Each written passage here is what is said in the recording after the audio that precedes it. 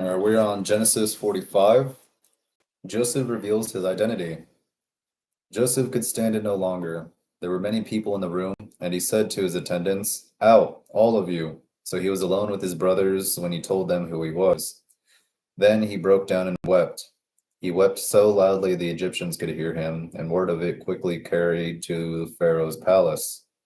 "I am Joseph," he said to his brothers. "Is my father still alive?" But his brothers were speechless. They were stunned to realize that Joseph was standing there in front of them. "Please come closer," he said to them.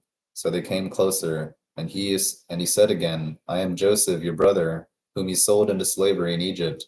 But don't be upset, and don't be angry with yourselves for selling me to this place.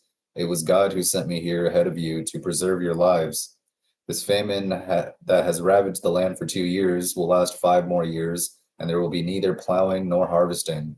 God has sent me ahead of you to keep you and your families alive and to preserve many survivors. So it was God who sent me here, not you. And he is the one who made me an advisor to Pharaoh, the manager of his entire palace, and the governor of all Egypt. Now hurry back to my father and tell him, 'This is what your son Joseph says.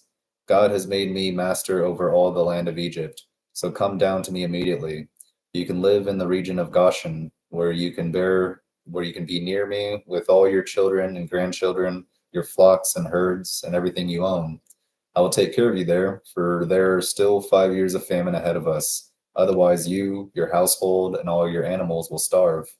Then Joseph added, 'Look, you can see for yourselves, and so can my brother Benjamin, that I really am Joseph. Go tell my father of my honored position here in Egypt. Describe for him everything you have seen, and then bring my father here quickly.' Weeping with joy, he embraced Benjamin, and Benjamin did the same. Then Joseph kissed each of his brothers and wept over them, and after that they began talking freely with him. Pharaoh invites Jacob to Egypt. The news soon reached Pharaoh's palace. Joseph's brothers have arrived. Pharaoh and his officials were all delighted to hear this. Pharaoh said to Joseph, "Tell your brothers, this is what you must do. Load your pack animals and hurry back to the land of Canaan. Then get your father and all of your families to return here to me. I will give you the very best land in Egypt, and you will eat from the best that the land produces." Then Pharaoh said to Joseph, "Tell your brothers, take wagons from the land of Egypt, and carry your little children and your wives, and bring your father here. Don't worry about your personal belongings, for the best of all the land of Egypt is yours." So the sons of Jacob did as they were told. Joseph provided them with wagons, as Pharaoh had commanded, and he gave them supplies for the journey. And he gave each of them new clothes, but to Benjamin he gave 5 changes of clothes and 300 pieces of silver. He also sent his father 10 male donkeys loaded with the finest products of Egypt, and 10 female donkeys loaded with grain and bread and other supplies he would need on his journey. So Joseph sent his brothers off, and as they left, he called after them, "Don't quarrel about all this along the way." And they left Egypt and returned to their father, Jacob, in the land of Canaan.